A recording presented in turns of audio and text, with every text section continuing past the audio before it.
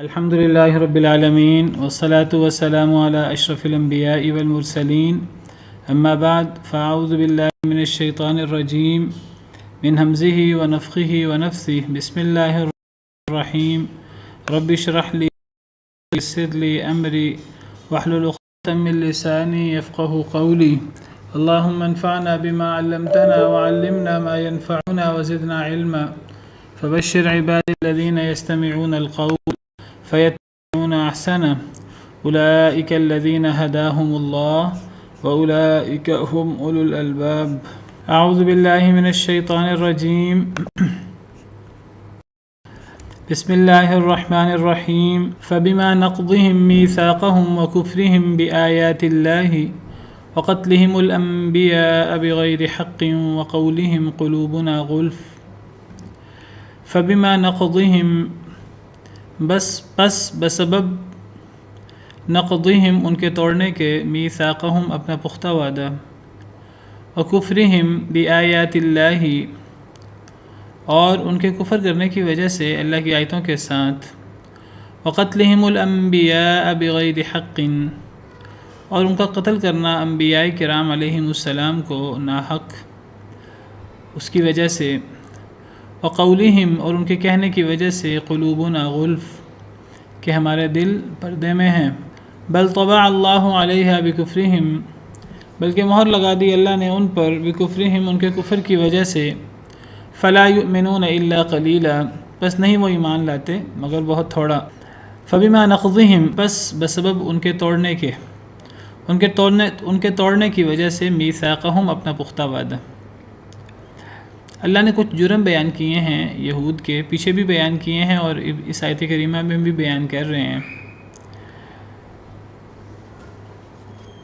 تو اللہ ان کا جرم یہ بیان کر رہے ہیں کہ ان کے اپنے پختہ وعدوں کو توڑنے کی وجہ سے تو یہاں پختہ وعدوں سے کیا مراد ہے کون بتائے گا آپ میں سے وعلیکم السلام ورحمۃ اللہ وَإِذَا أَخَذْنَا مِيثَاقَ بَنِي إِسْرَائِيلَ أَلَّا تَعْبُدُوا جو اللہ تعالیٰ نے احکام دیے جی یعنی اس سے مراد وہ وعدے ہو سکتے ہیں جن بعض وعدوں کا ذکر قرآن کریم میں بھی موجود ہے قرآن کریم میں یہود کے کئی وعدوں کا ذکر ہے جیسے سامنا اشارہ کر رہی ہیں مثال کے طور پر وَإِذَا أَخَذْنَا مِيثَاقَ بَنِي إِسْرَائِيلَ لَا تَعْبُدُونَ إِلَّا اللَّهَ وَبِالْوَالِدَيْنِ إِحْسَانًا وَبِذِي الْقُرْبَى وَالْيَتَامَى وَالْمَسَاكِينِ پہلے پارے میں موجود ہے اسی طرح چھٹے پارے میں بھی موجود ہے وَلَقَدْ أَخَذَ اللَّهُ مِيثَاقَ بَنِي إِسْرَائِيلَ وَبَعَثْنَا مِنْهُمُ 12 نَقِيبًا وَقَالَ اللَّهُ إِنِّي مَعَكُمْ لَئِنْ أَقَمْتُمُ الصَّلَاةَ وَآتَيْتُمُ الزَّكَاةَ وَآمَنْتُمْ بِرُسُلِي وَعَزَّرْتُمُوهُمْ وَأَقْرَضْتُمُ اللَّهَ قَرْضًا حَسَنًا لَأُكَفِّرَنَّ عَنْكُمْ سَيِّئَاتِكُمْ وَلَأُدْخِلَنَّكُمْ جَنَّاتٍ تَجْرِي مِنْ تَحْتِهَا الْأَنْهَارُ قرآن کریم میں اور بھی بعض باتوں کا ذکر ہے سورہ آل عمران میں بھی ذکر ہے وَإِذَا أَخَذَ اللَّهُ مِيثَاقَ الَّذِينَ أُوتُوا الْكِتَابَ لَتُبَيِّنُنَّهُ لِلنَّاسِ وَلَا تَكْتُمُونَهُ جب اللہ نے پختہ وعدہ لیا بنی اسرائیل سے کہ لَتُبَيِّنُنَّهُ لِلنَّاسِ کہ تم لوگوں کے سامنے حق کو کھول کر بیان کرو گے وَلَا تَكْتُمُونَهُ تم اسے چھپاؤ گے نہیں فَنَبَذُوهُ انہوں نے اس وعدے کو توڑ دیا وَرَاءَ ظُهُورِهِمْ اپنے پشتوں کے پیچھے وَاشْتَرَوْا بِهِ ثَمَنًا قَلِيلًا اور انہوں نے اس کے بدلے تھوڑی قیمت خرید لی تو قرآن کریم میں یہود کے کئی وعدوں کا ذکر ہے کئی وعدے ایسے بھی ہیں جو قرآن کریم میں ذکر نہیں ہیں تو وہ وعدے مراد ہو سکتے ہیں اسی طرح یہود نے وعدہ کیا تھا کہ جی جب تورات آ جائے گی تو تورات کو مان لیں گے اور اپنے ساتھ نبی حضرت موسیٰ اپنے ساتھ علیہ السلام اپنے ساتھ 70 لوگوں کو لے کے گئے تھے پھر انہوں نے ماننے سے انکار کیا پھر اللہ نے ان کے اوپر کوہ طور بلند کیا اب مانو پھر انہوں نے پختہ وعدہ کیا پھر انہوں نے اس کو توڑ دیا اسی طرح تو یہ ان کے وعدے مراد ہو سکتے ہیں جن کا ذکر ہے ویسے میں آپ سے عرض کروں کہ قرآن کریم میں اللہ تعالیٰ یہود و نصارہ کے پختہ وعدوں کو توڑنے کا ذکر کرتے ہیں اور اللہ تعالیٰ قرآن کریم میں ایسے وعدوں کا ذکر کرتے ہیں کہ جو وعدے ہمارے ساتھ بھی لیے گئے ہیں امت مسلمہ کے ساتھ اور اللہ تعالیٰ بڑا جرم بیان کرتے ہیں قرآن کریم میں بالعموم صرف یہود و نصارہ کے حوالے سے نہیں بالعموم اللہ تعالیٰ قرآن کریم میں یہ بہت بڑا جرم بیان کرتے ہیں کہ بڑے جرموں میں سے ایک جرم ہے وعدوں کو توڑنا اور بڑی نیکیوں میں سے ایک نیکی ہے کہ وعدوں کو توڑنے سے بچنا. جیسے اللہ تعالیٰ فرماتے ہیں کہ اللہ تعالیٰ اس قرآن کے ذریعے بہت سے لوگوں کو گمراہ کر دیتے ہیں، بہت سے لوگوں کو ہدایت دیتے ہیں، اور اللہ فرماتے ہیں وما یضل به الا الفاسقین، کہ اللہ جو گمراہ کرتے ہیں قرآن سے وہ صرف فاسقین کو کرتے ہیں، باقی لوگوں کو نہیں کرتے.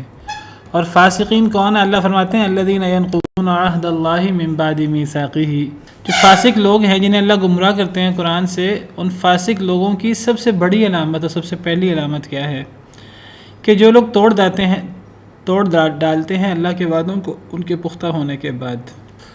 تو اس سے پتہ لگتا ہے کہ وعدوں کو توڑنا بالعموم یہ ایک بہت بری صفت ہے. اور میں نے آپ سے ذکر کیا ہے کہ یہ وعدے اللہ تعالیٰ نے صرف یہود و نصارہ سے نہیں لیے، یہ وعدے تمام انسانیت سے لیے گئے ہیں. ہماری امت کے ساتھ بھی بہت سے وعدے لیے گئے ہیں. مثلا کیا وعدے لیے گئے ہیں؟ اصل میں یہ کہنا چاہتا ہوں کہ یہ جو یہود نے پختہ وعدے توڑے، ان وعدوں سے مراد وہ مخصوص وعدے ہو سکتے ہیں جو یہود سے ہوئے اور یہود نے توڑ دیے، اور ان وعدوں سے مراد وہ عمومی وعدے بھی ہو سکتے ہیں جو اللہ تعالیٰ نے صرف یہودیوں عیسائیوں سے نہیں لیے بلکہ اللہ تعالیٰ نے تمام انسانوں سے لیے ہیں. ہماری امت محمدیہ علیہ صاحبہ الصلاۃ والسلام سے بھی وعدے لیے گئے ہیں، تو وہ بھی مراد ہو سکتا ہے. مثلا کیا وعدے ہیں جو اللہ تعالیٰ نے تمام انسانوں سے لیے ہیں یا ہماری امت سے لیے ہیں؟ جی عہد الست، بالکل عہد الست ہے، اس میں توحید کا اللہ نے ہم سے وعدہ لیا ہوا ہے. جو بندہ بھی توحید پر عمل پیرا نہیں ہوتا، اللہ کے ساتھ شرک کرتا ہے والعیاذ باللہ، اپنے مقصد زندگی سے انکار کرتا ہے، تو گویا کہ وہ بندہ اللہ کے وعدے کو توڑتا ہے. اور مثلا کوئی ایسا وعدہ جو ہماری امت سے لیا گیا ہو. اصل میں جب کسی قوم کی طرف کوئی نبی مبعوث ہو جاتا ہے تو کسی قوم کی طرف اس کے نبی کا مبعوث ہونا یہی اللہ کی طرف سے ایک وعدہ ہوتا ہے، اور کسی قوم پر نبی کے مبعوث ہونے سے وہ قوم آٹومیٹک اللہ کے ساتھ ایک وعدے میں بندھ جاتی ہے. اور وہ وعدہ کیا ہوتا ہے؟ وہ وعدہ یہ ہوتا ہے کہ اللہ نے فلاں رسول کو بھیجا ہے، اللہ نے بہت بڑا احسان کیا ہے. اس سے بڑا کوئی احسان نہیں ہوتا کہ اللہ تعالیٰ اپنا نبی بھیج دے، اپنا رسول بھیج دے اور اللہ کی طرف سے وحی آنا شروع ہو جائے. اس سے بڑا کوئی انعام نہیں ہے. قرآن سے بڑا کیا انعام ہو سکتا ہے؟ اللہ کی وحی سے بڑھ کر، نبی کریم صلی اللہ علیہ وسلم سے بڑھ کر اللہ کا کیا انعام ہو سکتا ہے؟ وما ارسلناک الا رحمۃ للعالمین. تو نبی اور رسول کے آنے کے بعد جس قوم میں نبی اور رسول آتا ہے، گویا کہ وہ قوم آٹومیٹک اللہ کے ساتھ ایک وعدے میں بندھ جاتی ہے. اور وہ وعدہ کیا ہوتا ہے کہ اس قوم نے اللہ کے نبی اور اللہ کے رسول کو، اللہ کے نبی اور رسول تسلیم کرنا ہے، ان کی اطاعت کرنی ہے. وہ جو اللہ کا حکم اللہ کی طرف سے وحی پیش کریں، اس وحی پر دل و جان سے عمل کرنا ہے. آمنا و سمعنا و اطعنا. اب دیکھیے یہ سورہ حدید میں قریش کے حوالے سے موجود ہے، ہماری اس امت کے حوالے سے. وما لکم لا تؤمنون باللہ، تمہیں کیا ہو گیا، تم اللہ پر ایمان کیوں نہیں لاتے؟ والرسول یدعوکم لتؤمنوا بربکم، اور رسول تمہیں بلاتا ہے تاکہ تم ایمان لاؤ اپنے رب کے ساتھ. وقد اخذ میثاقکم ان کنتم مؤمنین، اور وہ تم سے پختہ وعدہ لے چکا ہے اگر تم مومن ہو. اللہ تعالیٰ ہم سے پختہ وعدہ لے چکا ہے. اللہ تعالیٰ یا رسول علیہ السلام، وہ کیا پختہ وعدہ لیا اللہ تعالیٰ نے ہم سے؟ یہی پختہ وعدہ ہے کہ جیسے ہی کوئی رسول کسی قوم میں آتا ہے تو وہ قوم اللہ کے ساتھ ایک پختہ وعدے میں بندھ جاتی ہے آٹومیٹک، کہ وہ رسول آتا ہی اس لیے ہے تاکہ اللہ کے حکم سے اس کی اطاعت کی جائے. اللہ فرماتے ہیں وما ارسلنا من رسول الا لیطاع باذن اللہ. اللہ فرماتے ہیں ہم کوئی رسول بھیجتے ہی نہیں ہیں، صرف اس لیے بھیجتے ہیں کہ اللہ کے حکم سے ان کی اطاعت کی جائے. تو گویا کہ جب جیسے کوئی نبی اور رسول آتا ہے تو ہم اللہ کی طرف سے ایک وعدے میں بندھ جاتے ہیں، وہ امت کہ اس نے رسول کی اطاعت کرنی، یعنی دین اسلام پر چلنا ہے، رسول کی ہر بات ماننی ہے. تو پختہ وعدوں کو توڑنے سے مراد یعنی اللہ رسول کے احکامات کا انکار، یہ بھی مراد ہو سکتا ہے یہود کے حوالے سے. اور ہمیں بھی اس میں غور کرنا ہے کہ اس میں ہمارے لیے نصیحت کے کیا پہلو ہیں. تو ہم جو عہد و پیمان کریں لوگوں کے ساتھ تو ان عہد و پیمان کو بھی پورا کرنا ہے. یا ایھا الذین آمنوا اوفوا بالعقود. اور منافق کی نشانی یہ وَإِذَا وَعَدَ أَخْلَفَ، جب وہ وعدہ کرتا ہے تو وعدہ خلافی کرتا ہے. اور اس وعدے سے مراد یعنی ہم نے بھی دیکھنا ہے کہ ہمارا بھی ایک اللہ سے وعدہ ہے. وعدہ الست لے لیں یا رسول کے آنے کے بعد رسول کی اطاعت کا، رسول کی بات ماننے کا. تو جو رسول کی بات نہ مانے، قرآن پر عمل نہ کرے، سنت پر عمل نہ کرے تو گویا کہ وہ اس وعدے کو توڑ دیتا ہے. تو یہاں وہ وعدہ بھی مراد ہو سکتا ہے. بس بسبب ان کے اپنے پختہ وعدوں کو توڑنے کے، وکفرہم بآیات اللہ، اور ان کی اللہ کی آیتوں کے ساتھ کفر کرنے کے سبب سے. یہود اللہ کی آیتوں کے ساتھ کفر کرتے تھے، انکار کرتے تھے، اپنی ہی کتاب کے بہت سے احکامات کو جھٹلا دیتے تھے. اور پھر انہوں نے حضرت عیسیٰ پر اترنے والی کتاب کا، حضرت عیسیٰ کا، قرآن کریم کا انکار کیا، نبی کریم صلی اللہ علیہ وسلم کا. وقتلہم الانبیاء، اور ان کے قتل کرنے کے سبب سے انبیاء کو بغیر حق، ناحق. بہت سارے انبیاء کو انہوں نے قتل کیا. اللہ قرآن میں فرماتے ہیں افکلما جاءکم رسول بما لا تہوی انفسکم استکبرتم ففریقا کذبتم وفریقا تقتلون. تمہارے پاس جب بھی رسول آیا ایسا اللہ کا پیغام لے کر کہ جو تمہیں پسند نہ آیا، تمہاری خواہشات کے مطابق نہیں تھا، تمہارے آباء و اجداد کے طور طریقوں کے مطابق نہیں تھا، تو جو تمہیں پسند نہ آیا تو تم نے ایک گروہ کو تم نے جھٹلا دیا رسولوں کے، اور ایک گروہ کو تم قتل کر دیتے تھے والعیاذ باللہ. تو ان کے انبیاء کو قتل کرنے کی وجہ سے ناحق، انبیاء تو جب بھی قتل ہوں گے، شہید ہوں گے تو ناحق ہی شہید ہوں گے. وقولہم قلوبنا غلف، اور ان کے کہنے کی وجہ سے کہ ہمارے دل پردے میں ہیں.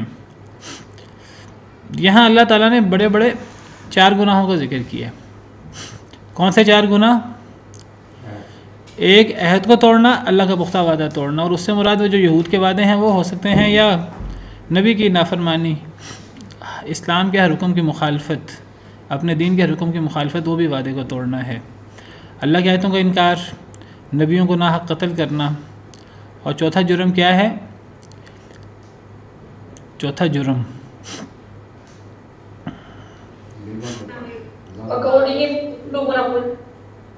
یہ کیا جرم ہے؟ کسی کو وضاحت کرے.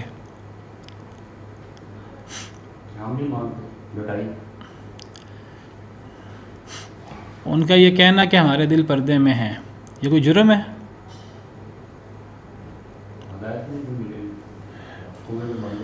یہ اصل میں بہت بڑا جرم ہے، چھوٹا جرم نہیں ہے. اللہ نے یہاں ان کے بڑے بڑے جرم بیان کیے ہیں. یہ بہت بڑا جرم ہے یہ کہنا کہ ہمارے دل پردے میں ہے. کیسے جرم ہے؟ یعنی وہ تمسخر اڑاتے ہوئے، مذاق اڑاتے ہوئے وہ کہا کرتے تھے کہ اے محمد ہمیں آپ کی باتیں سمجھ نہیں آتی، والعیاذ باللہ صلی اللہ علیہ وسلم. کیوں سمجھ نہیں آتی؟ ہمارے دل تو پردے میں ہیں. یعنی مطلب ہم سمجھنا ہی نہیں چاہتے. ہم نے تو اپنے دلوں کو سنبھال کر پردے میں رکھا ہوا ہے، تو ہمارے دل پردے میں ہیں، ہمیں آپ کی باتیں سمجھ نہیں آتی. ہم آپ کی باتوں کو سمجھنا ہی نہیں چاہتے، ہم آپ کی باتوں پہ غور نہیں کرنا چاہتے.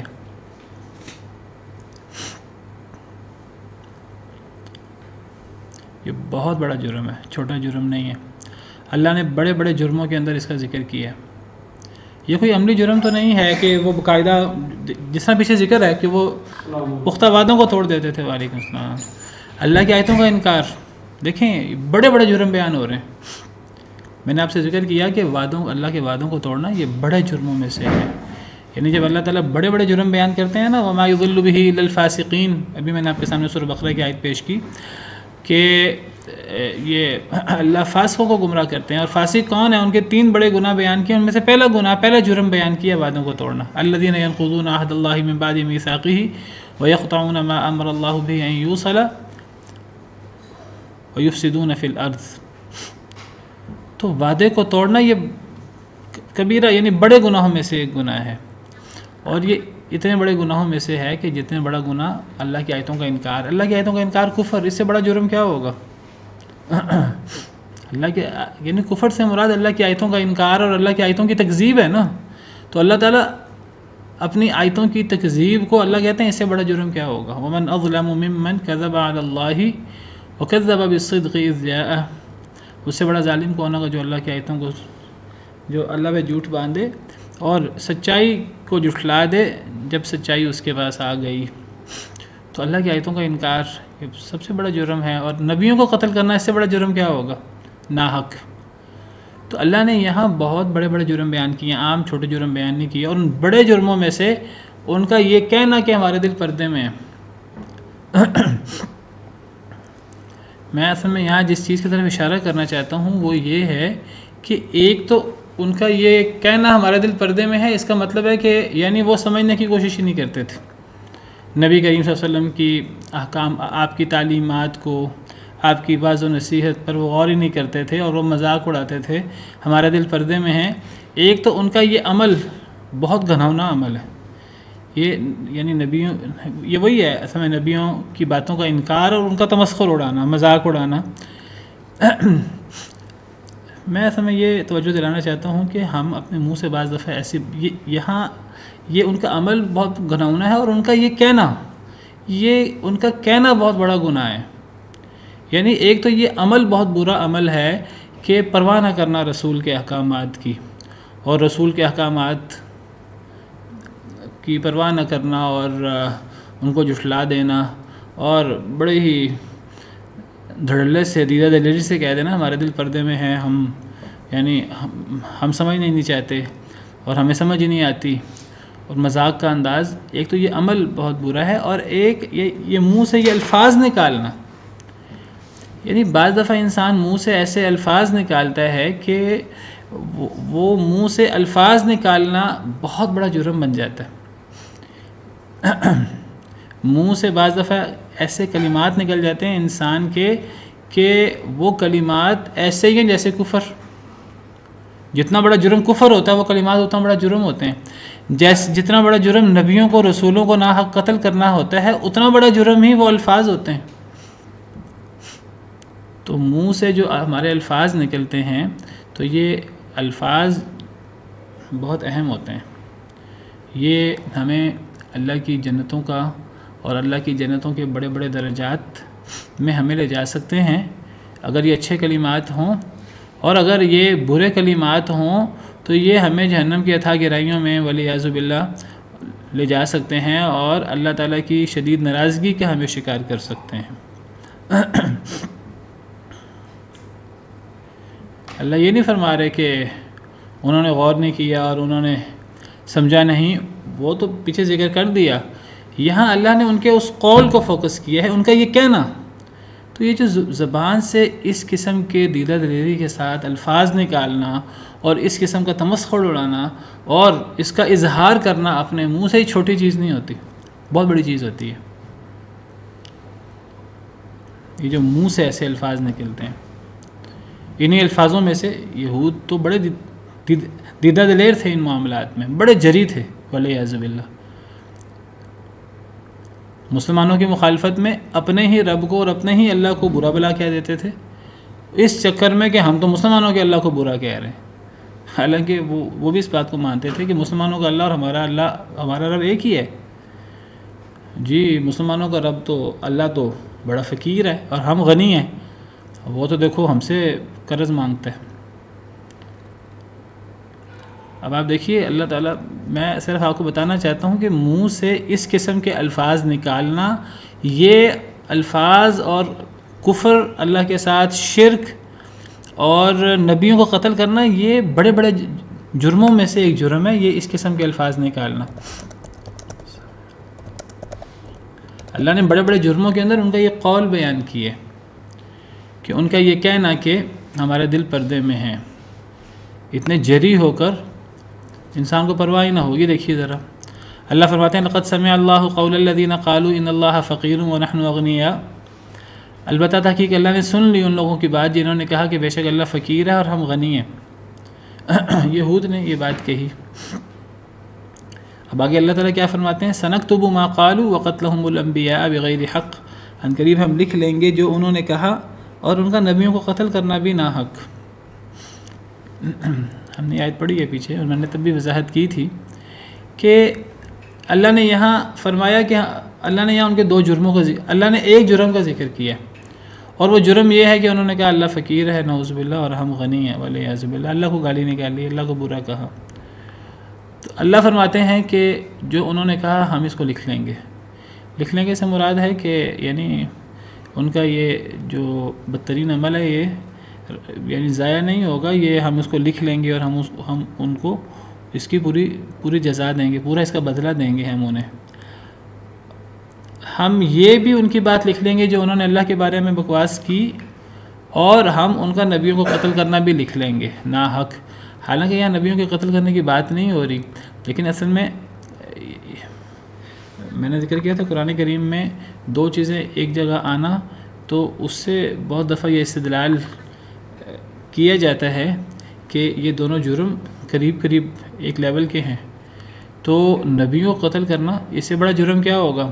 تو اس قسم کے الفاظ استہزائیہ اللہ کے بارے میں، رسول کے بارے میں، دین کے بارے میں یہ الفاظ منہ سے نکالنا یہ اتنا ہی بڑا جرم ہے جتنا بڑا جرم نبیوں کو قتل کرنا۔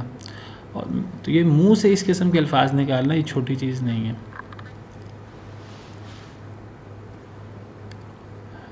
اسی طرح یہ جو انسان جب انکار کرتا ہے، میں ذکر کرتا ہوں منہ سے جو الفاظ نکلتے ہیں ان الفاظ کی بڑی اہمیت ہوتی ہے، اور یہ دونوں حوالوں سے ہوتی ہے، نیکی کے حوالے سے بھی اور برائی کے حوالے سے بھی۔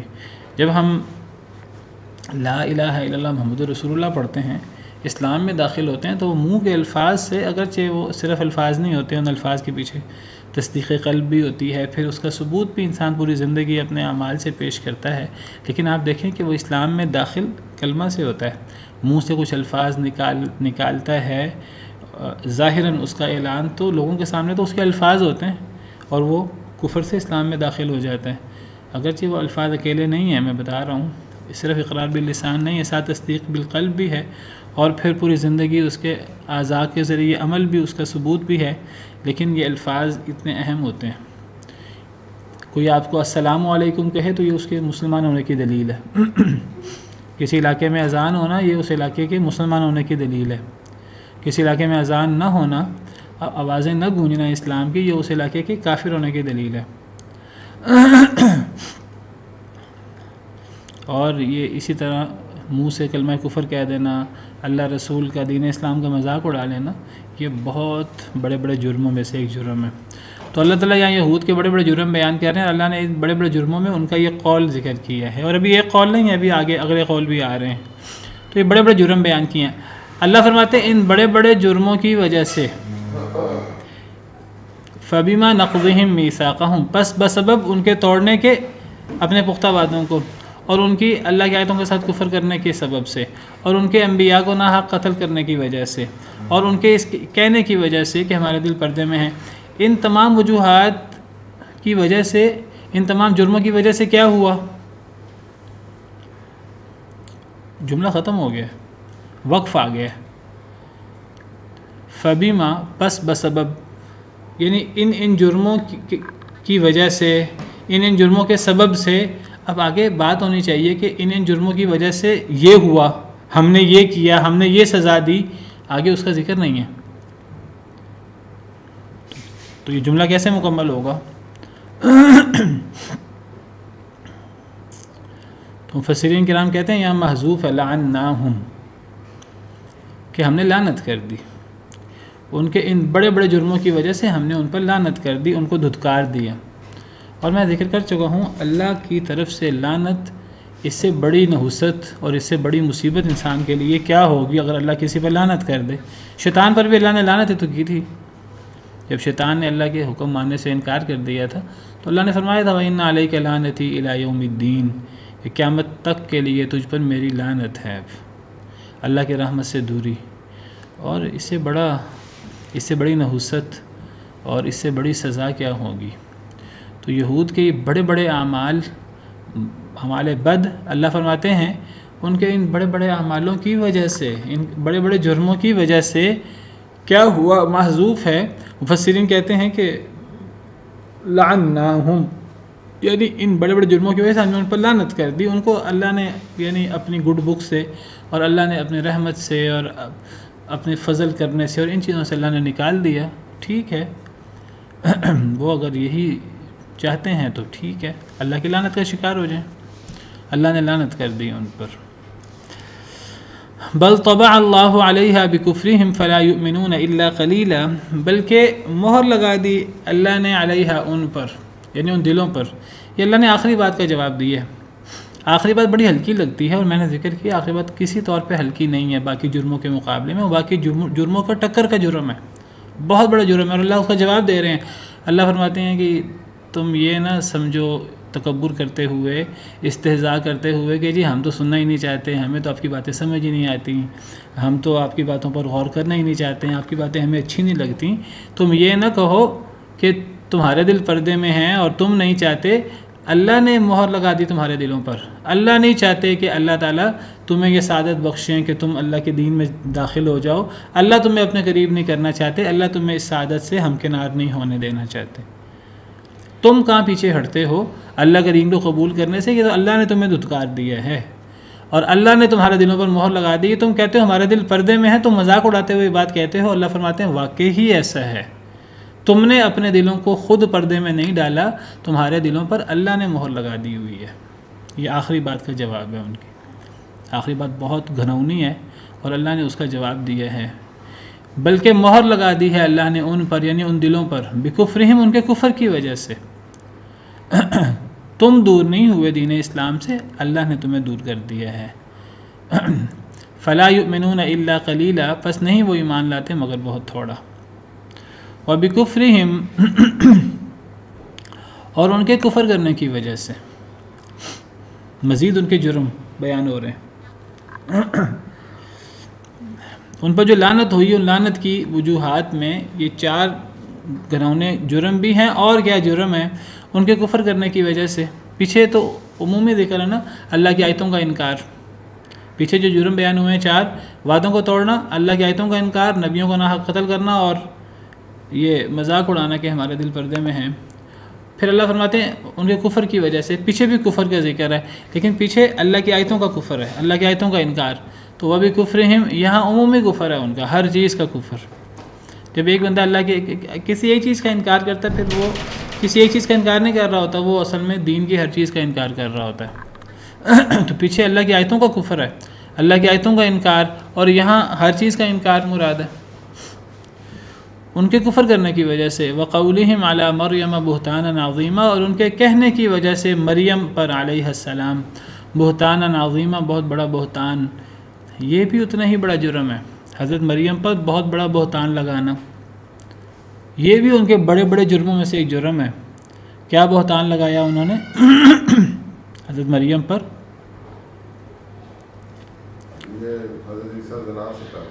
ہاں، نعوذ باللہ، نعوذ باللہ، حضرت مریم پر الزام لگایا کہ وہ شادی شدہ نہیں تھی، تو حضرت عیسیٰ کیسے پیدا ہو گئے؟ تو انہوں نے کہا کہ نعوذ باللہ، نعوذ باللہ، حضرت مریم نے زنا کیا ہے یوسف نجار نامی شخص سے، نام بھی لیا انہوں نے۔ اس دور میں ایک بڑھئی تھا تو یوسف، تو انہوں نے کہا کہ اس کے ساتھ زنا ہوا ہے، اس کے نتیجے میں حضرت عیسیٰ پیدا ہوئے ہیں، نعوذ باللہ، نعوذ باللہ، حضرت عیسیٰ کو ولد الحرام قرار دیا، اور یہ الزام حضرت مریم پر لگا۔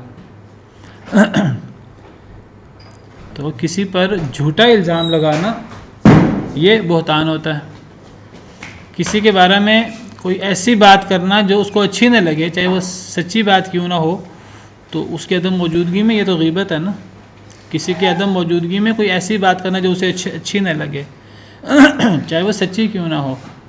تو صحابہ کرام نے عرض کیا، اے اللہ کے رسول، اگر ہم کسی کے بارے میں کوئی ایسی بات کہیں کہ جو سچی ہو اس کے عدم موجودگی میں، تو کیا یہ بھی غیبت ہے؟ آپ نے فرمایا ہاں، یہی تو غیبت ہے، اگر وہ چیز سچی نہ ہو، وہ جھوٹی ہو، اور کسی کے عدم موجودگی میں آپ جھوٹی بات کریں، وہ تو پھر بہتان ہے والعیاذ باللہ۔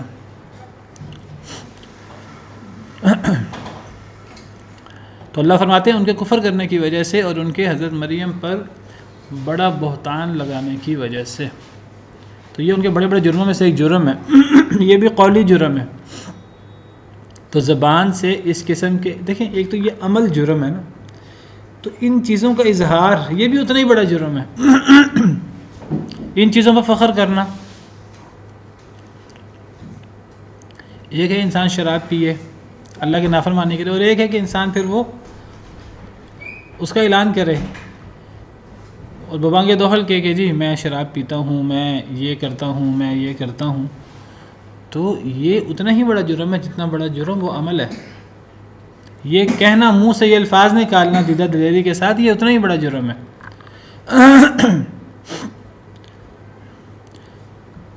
تو زبان انسان کو جو ہے وہ اپنے زبان کو اور ان چیزوں کو سنبھال کے رکھنا چاہیے۔ انسان کے جسم کے دو اعضاء، ایک دل اور ایک زبان، یہ ایسے اعضاء ہیں کہ باقی تمام اعضاء ان کے تابع ہو جاتے ہیں۔ اگر دل صالح ہو جائے تو تمام اعضاء صالح ہو جاتے ہیں، اگر دل فاسد ہو جائے تو تمام اعضاء فاسد ہو جاتے ہیں۔ جیسے حدیث مبارکہ میں ہے کہ جسم میں ایک ایسا لوتھڑا ہے کہ اگر وہ ٹھیک ہو جائے تو سارے اعضاء ٹھیک ہو جاتے ہیں، اور اگر وہ خراب ہو جائے تو سارے اعضاء خراب ہو جاتے ہیں۔ نبی صلی اللہ علیہ وسلم کی حدیث کا مفہوم ہے۔ اور اسی طرح بعض احادیث میں یہی الفاظ زبان کے حوالے سے بھی آتے ہیں کہ جب صبح ہوتی ہے تو سارے اعضاء زبان کو التجا کرتے ہیں کہ اے زبان ہمارے بارے میں احتیاط کرنا، اگر تو سیدھی رہی تو ہم سب سیدھے رہیں گے، اور اگر تو ٹیڑھی ہو گئی تو ہم سب ٹیڑھے ہو جائیں گے۔ یہ بھی صحیح حدیث مبارکہ کا مفہوم ہے۔ تو یہ زبان کے بہت بڑے بڑے گناہ بھی ہوتے ہیں، اور زبان کے بہت بڑی بڑی نیکیاں بھی ہوتی ہیں۔ اللہ کا ذکر، درود اور زبان سے اچھی باتیں کرنا، یہ بہت نیک عمل بھی ہیں۔ وقولہم علی مریم بہتانا عظیما، اور ان کے حضرت مریم پر بہتان عظیم کہنے کی وجہ سے بھی اللہ نے ان پر لعنت کی۔ وقولہم انا قتلنا المسیح عیسی ابن مریم رسول اللہ، اور ان کے کہنے کی وجہ سے کہ بے شک ہم نے قتل کر دیا مسیح عیسیٰ بن مریم کو جو اللہ کے رسول ہیں۔ یعنی دیکھیے، یہود نے حضرت عیسیٰ کو قتل کرنے کی سازش کی، شہید کرنے کی سازش کی، وہ آگے آ رہے، وہ الگ بات ہے، اپنی سازش میں کامیاب نہیں ہوئے، وہ سمجھتے ہیں کہ ہم اپنی سازش میں کامیاب ہو گئے۔ اللہ یہ نہیں کہتے کہ ان کے حضرت عیسیٰ کو قتل کرنے کی وجہ سے، اللہ فرماتے ہیں ان کے یہ کہنے کی وجہ سے کہ ہم نے حضرت عیسیٰ کو قتل کیا۔ یعنی ایک تو حضرت عیسیٰ کو شہید کرنا، کسی نبی کو شہید کرنا، وہ تو پیچھے آ گیا، وقتلہم الانبیاء بغیر حق، نبی کو شہید کرنا بہت بڑا جرم ہے۔ وہ اپنی طرف سے جرم کر چکے ہیں، اگرچہ اللہ تعالیٰ نے ان کی بات، ان پر اللہ نے ان کو دھوکے میں مبتلا کر دیا اس معاملے میں، وہ اپنے اس سازش میں کامیاب نہیں ہو سکے، لیکن وہ سازش میں کامیاب ہوئے کہ نہیں ہوئے، لیکن انہوں نے تو اپنی طرف سے پورا عمل کر لیا، وہ تو اللہ نے ان کو کامیاب نہیں ہونے دیا، اللہ نے نتیجہ ان کے ہاتھ میں نہیں ہونے دیا، وہ ہم آگے ابھی بات کرتے ہیں۔ تو حضرت عیسیٰ کو شہید کرنے کی سازش رچانا، اس سے بڑا جرم کیا ہو سکتا ہے؟ عام نبی بھی نہیں ہے، اللہ کے جلیل القدر رسولوں میں سے ایک رسول ہیں جنہیں اللہ نے بڑی بڑی نشانیاں دیں، بنی اسرائیل کے خاتم الانبیاء والمرسلین۔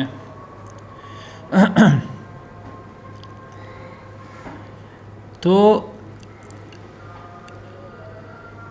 اللہ ان کے حضرت عیسیٰ کو قتل کرنے کی، شہید کرنے کی عملی سازش کا ذکر نہیں کر رہے، وہ جرم اللہ بیان نہیں کر رہے، اللہ ان کا یہ دعویٰ کرنا بعد میں کہ دیکھو ہم نے یہ کیا، ہم نے یہ کیا، یہ تو وہ کہتے تھے باقاعدہ بعد میں، اور بڑے فخر سے کہتے تھے کہ ہم نے عیسیٰ بن مریم کو جو اللہ کے رسول ہیں ہم نے قتل کر دیا۔ تو میں یہ بتانا چاہتا ہوں، ایک ہے کہ گناہ کرنا، اور ایک ہے کہ گناہ کر کے اس کا فخریہ اعلان اور زبان سے اس پر فخر کرنا، اور تو جتنا بڑا جرم وہ عمل ہوتا ہے اتنا ہی بڑا جرم اس کا اظہار اور اس کا اعلان اور اس پر فخر کرنا ہوتا ہے۔ جیسے پچھلے دنوں میں بھی اس موضوع پر بات ہوئی تھی، ایک گناہ کرنا اور ایک گناہ کر کے اس کا اعلان کرنا، زبان سے بار بار فخر کرنا اس موضوع پر، اور انسان کو شرم و حیا ہی نہ ہو کہ انسان نے اللہ کو کتنا ناراض کر دیا ہے اور کتنا گھنونا اس نے کردار ادا کیا ہے۔ تو جتنا بڑا جرم ہوتا ہے اتنا ہی بڑا جرم اس جرم کا بار بار اعلان اور اظہار اور فخر اس پر۔ تو ان کے کہنے کی وجہ سے کہ بے شک ہم نے قتل کر دیا المسیح عیسیٰ بن مریم، مسیح عیسیٰ بن مریم کو، رسول اللہ کے رسول کو، یہ ان کے جرم ہیں 7 جو یہاں بیان ہوئے ہیں۔ اللہ فرماتے ہیں کہ ان کی وجہ سے ہم نے ان پر لعنت کر دی۔ پھر اللہ فرماتے ہیں وما قتلوہ وما صلبوہ ولکن شبہ لہم، اور نہیں انہوں نے قتل کیا اس کو حضرت عیسیٰ علیہ السلام کو، وما صلبوہ، اور نہ ہی انہوں نے اس کو سولی دی، ولکن شبہ لہم، لیکن شبیہ ڈال دی گئی ان کے لیے۔ شبیہ ڈال دی گئی کیا مطلب؟ یعنی حضرت عیسیٰ کی شبیہ ان کے لیے ڈال دی گئی، یعنی حضرت عیسیٰ کی شبیہ کسی اور شخص پر ڈال دی گئی اور اس شبے میں وہ سب مبتلا ہو گئے، یعنی حضرت عیسیٰ کو وہ شہید نہیں کر سکے، حضرت عیسیٰ کو سولی نہیں دے سکے، انہوں نے اپنی طرف سے پوری سازش رچائی، بادشاہ جو تھا وقت کا اس کو انہوں نے تیار کیا اور اس کے خلاف الٹے سیدھے الزامات لگائے حضرت عیسیٰ پر، اور اس کو تیار کر لیا کہ حضرت عیسیٰ کو سزا دی جائے، جس میں بادشاہ کی بیٹی وغیرہ یہ بھی ملوث تھے۔ بہرحال تو یہ طے ہوا کہ حضرت عیسیٰ کو پکڑا جائے اور پکڑ کے فرد جرم لگا کر ان کو سزا دی جائے، ان کو سولی دے دی جائے، ان کو شہید کر دیا جائے۔ جب حضرت عیسیٰ کو اس بات کا پتہ لگا تو حضرت عیسیٰ نے اپنے حواریوں کو اکٹھا کیا، بعض احادیث سے پتہ لگتا ہے جو 12 تھے یا 17 تھے، تو حضرت عیسیٰ نے ان سے کہا کہ تم میں سے کون اس بات پر تیار ہے کہ میرا چہرہ، میری شکل اس کی بنا دی جائے، تو وہ اس کو قتل کر دیں گے۔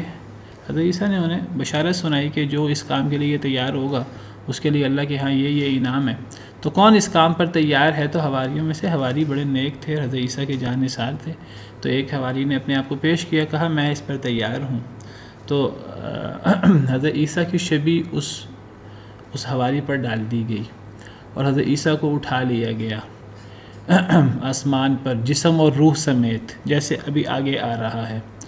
تو حضرت عیسیٰ جو ہیں ان کو وہ قتل نہیں کر سکے، ان کو وہ سولی نہیں دے سکے، حضرت عیسیٰ کے شعبے میں انہوں نے کسی اور کو قتل کر دیا، کسی اور کو شہید کر دیا اور اسے انہوں نے سولی دے دی۔ تو عیسائی تو کہتے ہیں جب ان کو سولی ہوئی 3 دن بعد زندہ ہو گئے، وہ تو عیسائی مانتے اس کو انہوں نے یہی بنایا۔ جی عیسائی اور یہودی دونوں اس بات کو مانتے ہیں۔ نہیں، وہ تو ان کا دعویٰ ہے نا، اس دعوے کی دلیل کیا ہے؟ دعوے کی دلیل کوئی نہیں ہے، دعویٰ انسان جو مرضی کر لے۔ دعوے کا تو وہ فرعون بھی دعویٰ کرتا تھا میں سب سے بڑا رب ہوں، دعوے سے کیا ہوتا ہے؟ دعوے سے تو کچھ نہیں ہوتا۔ دعویٰ تو یہ دجال جو غلام احمد قادیانی ہے یہ بھی دعویٰ کرتا ہے میں اللہ کا رسول ہوں، دعوے سے کیا ہوتا ہے؟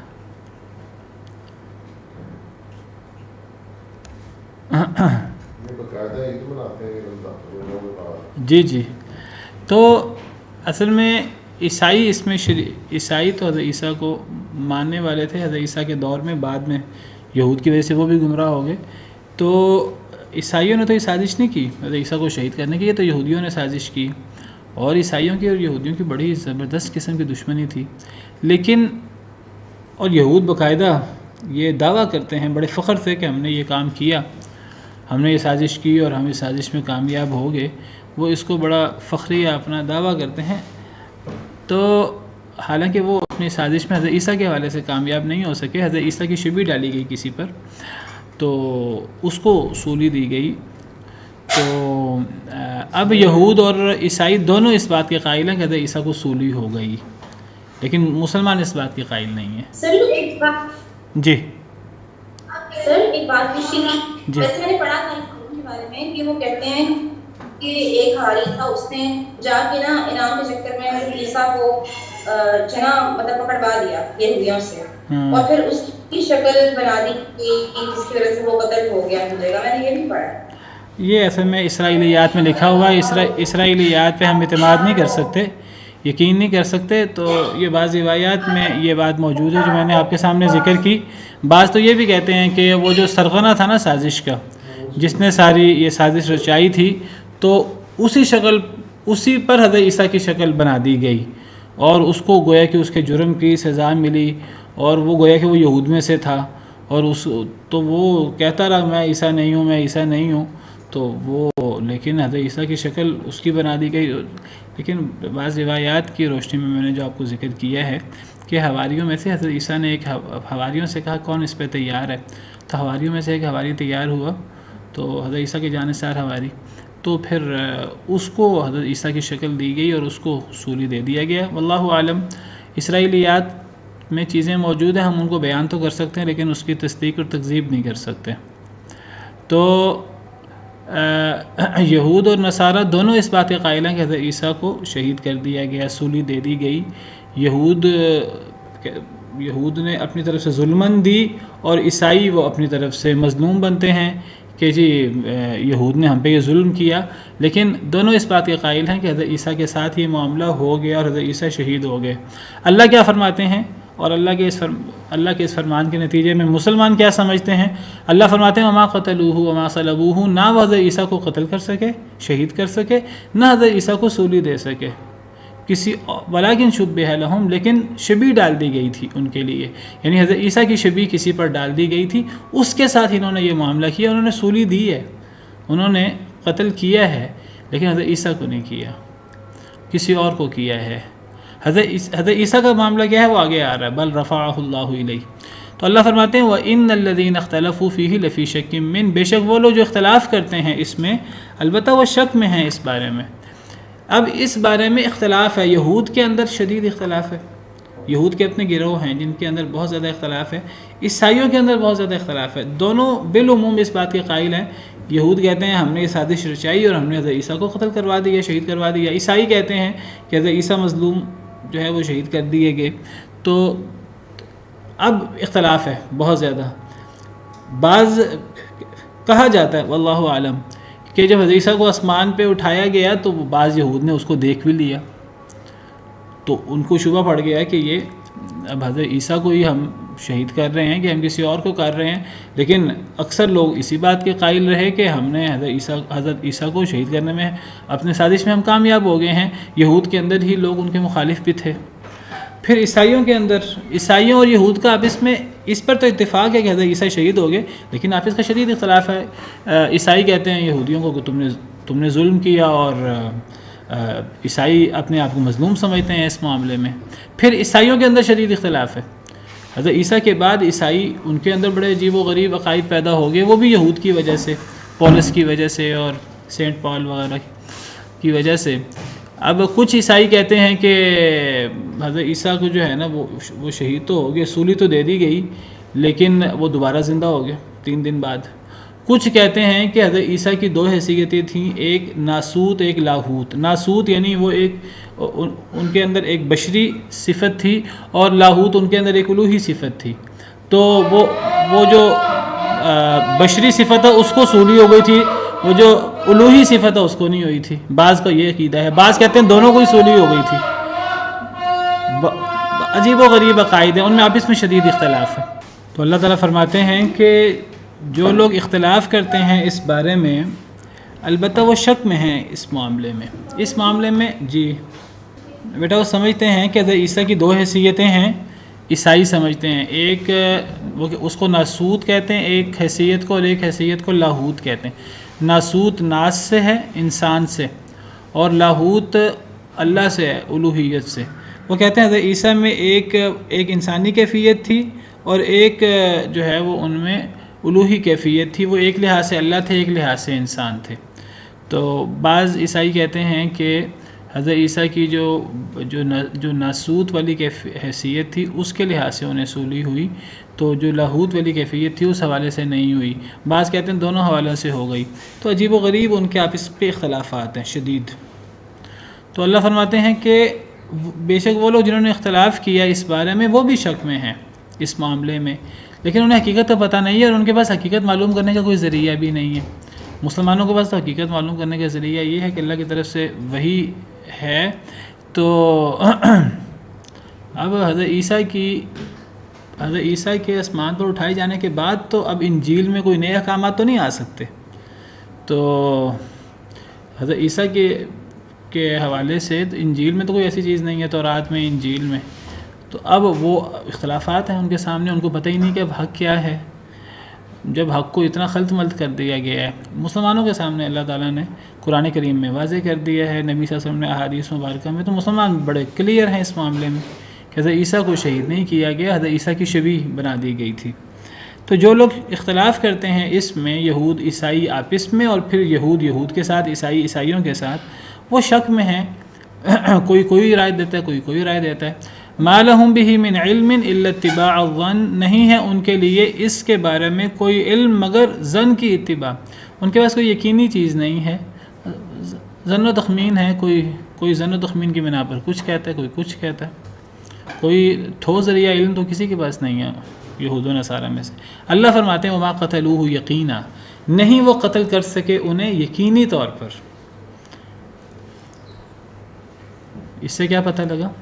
اس سے پتہ لگا جو بندہ جو کوشش کرتا ہے، اگر وہ اپنی اس کوشش میں کامیاب نہ بھی ہو، اگر وہ اپنی کوشش کرے تو اس کو اس کوشش کا پوری سزا ملتی ہے۔